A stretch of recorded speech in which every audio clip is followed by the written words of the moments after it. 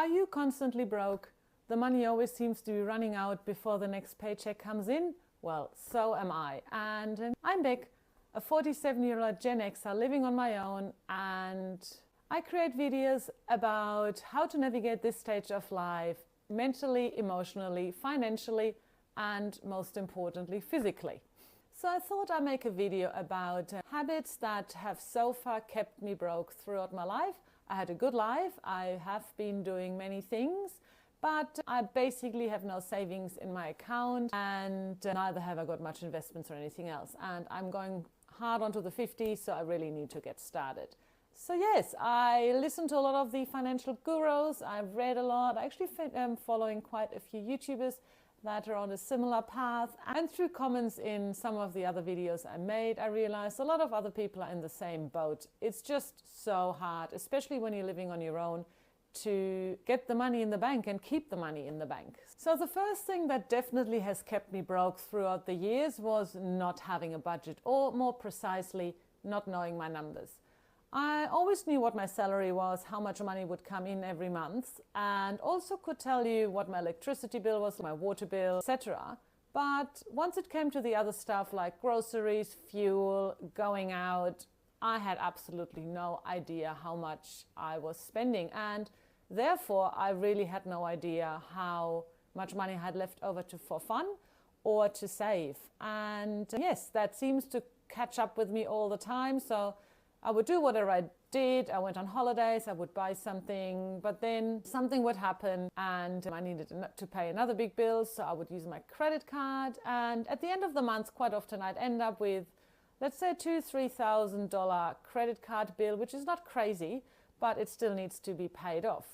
And because I had no idea what I was spending, I seemed to be stuck in the cycle of making money, spending it all, not saving anything, and then pay off the credit card as good as I could. And it was just this vicious circle of going round and round like a record. And I have been really struggling to break that cycle. And to be honest, I'm still struggling to break that cycle. I'm trying to be really good and to stick to my numbers. But for several reasons that I'll get to in the video later, I'm still not quite there yet that I can say it's all under control. Also, just quickly, if you enjoy these videos, please give me a like. And let me know in the comments what you do to survive this crazy stage of life as a Gen Xer. Until this day, I'm still struggling to really know my numbers, because sometimes I have to use the credit card because it's the only way to pay for certain bills.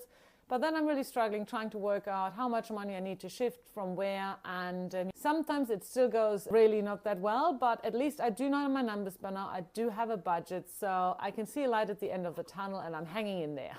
Furthermore, having bad debt, such as constant credit card debt, even if it's not huge, has kept me, and probably you, broke for decades. I'm always surprised on how quickly the credit card is maxed out again, even if I think I haven't used it a lot, and often I can't even tell you what has happened. Once I go back in and look at it properly, I obviously can. But yes, it just happens so quickly. So for me, leaving the credit card at home and really only using it for emergencies or for the bills that have to be paid with it has been a total game changer. Another bad debt that I have been struggling with for the last 10 years is a car loan. For some reason, I decided at some stage that I needed a new car. To be fair, that was in 2015, and small cars were pretty affordable here in Australia, and so I decided for the first time in my life, let's buy this new fancy shiny car. It was the entry model, it was a manual, so the resale value was horrendous, but I didn't really care. I just loved the idea of having it. So I bought it. The $300 repayments for 5 years each month were doable, and yeah, off I went. Stupidest idea I ever had. So I paid off the $300 every month. Just imagine what I could have done with them if I would have even just put them in a high interest savings account, or even better, invested them. But I didn't stop there. I drove this car for about 7 years, and then started to, for some reason, think, oh God, if something goes wrong, I better sell it before I can't sell it at all. So I upgraded to a slightly newer car with a few extra bells and whistles, but nothing great either. And because I again didn't have all the money for it in the bank, I had to ask my parents for some money. So then I paid off that car for the next 3 years, which was just insane. And then finally last year I started thinking about what I really needed a car for, and in my case I love camping, and the small cars just really didn't cut it. I just didn't have enough space to take my gear with me, and I also didn't have the money to buy a bigger car because I didn't really want to keep paying off a loan or get a bigger loan. So what did I do? I was very lucky that a friend of mine was in the process of selling her very old but very well looked after Holden Commodore car, and it's a station wagon, so it's got heaps of room. I got it checked out and it's running amazingly. And so yes, I sold my newer, smaller car, and more or less for the same money I purchased this car from my friend. And now I've got an old car, but it's perfect. I can fill it up and pack it to the hilt for my camping trips, and I don't have to worry about it either when it gets dirty, when there's a little scratch on it. But most importantly, I have no repayments anymore, so I can save that money and put it in other areas of my life, which, to be honest, with the current cost of living, is basically just surviving or paying the mortgage. So the next thing is a tip that I learned from watching a lot of YouTube videos and talking to people that actually have money in the bank, is to pay yourself first. Yes, we all think it's a great idea to get your paycheck and then you go and pay all your bills, you work out how much money you have, and then you save everything that's left over. But in reality, we're all human and we all want to buy the newest best things, and we all get tempted to spend the money. So more often than not, the money will be gone by the end of the month and you questioning where it has all gone. So by paying yourself first, you make sure that that money goes into savings every single month. And if you put it in an account that you can't access easily or too easily, you will see your savings grow really quickly. So in my case, I try now to put away 10% of my salary as soon as it comes in, and then try to forget about it. That way I've actually managed to save up quite a little sum by now, which is amazing to me because it's really the first time in my life that I have some savings in a bank account. So the next point goes hand in hand with paying yourself first, really, and it is not having an emergency fund.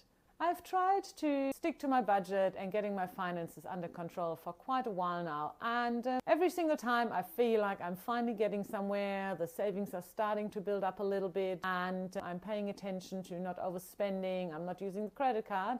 A big bill comes in, I don't know, I need to go to the dentist because a tooth has broken, I forgot about a massive bill that was due, or I have a flat tire, the car breaks down, you name it. All these things that happen, and they are not even big emergencies, but they all cost money. And every single time I don't have enough money saved up to use it, so I end up having to use the credit card again, and the vicious cycle of me having debt and paying it off starts all over again.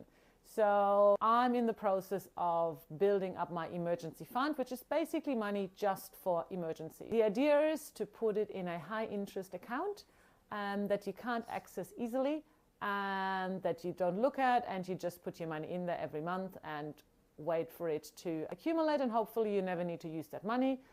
And experts do suggest to have 3 to 6 months of your monthly income in that emergency account. It should be such a peace of mind having that money to the side. That way that you can always pay unexpected bills that come in. So yes, I started mine with $1,000 and now adding to it every month with a few dollars here and there. Hopefully by the end of next year I'll be able to have it up to about 5-6 months of my salary, and then I don't have to stress again about emergencies coming up anymore. So as you know, I live alone and I don't enjoy cooking. I never have. Even when I was in a relationship or have friends over, I'm not someone that gets joy out of cooking a meal. I can do it. I'm quite capable in the kitchen, but especially for myself living alone, it just seems like a waste of time, and it takes forever to cook, and then you end up with a meal and then you're cleaning up for hours after. So unfortunately now I have started to rely a lot on pre-made meals, which have come a long way, and they're actually really, really nutritious. They are yummy, they are healthy to a point, but they also cost a lot more money than cooking by yourself. On top of that, since the arrival of Uber Eats, getting takeaway is just super easy. So After a long day at work, sometimes I just think, let's just order something nice, have it on the couch, and the day is done. But obviously that all costs money, and I'm pretty sure I have wasted thousands and thousands of dollars over the years on ordering food, having takeaway, or eating out. So now that I'm on a budget and actually know what money I have to spend, I have started to do a lot more cooking. It is a bit annoying, but it's also not a big deal. It's not that hard, it just takes up some time, and I'm making the effort in order to save that money. And looking at my budget, I was tracking my spending for a few months, and I've gone from 1 month where I spent nearly $600 on eating out and takeaway, including coffees, etc., to only spending $150 a month, which was insane.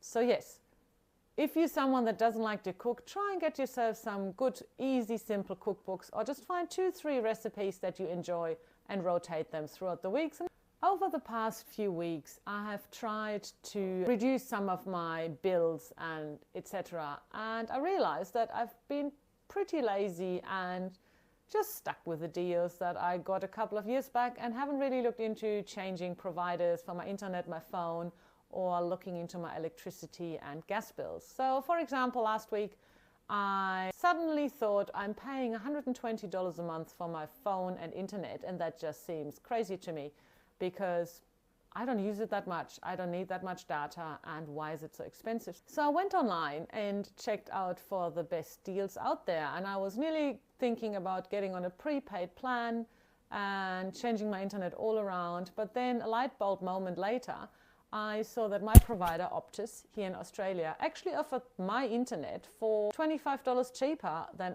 I currently were using it at.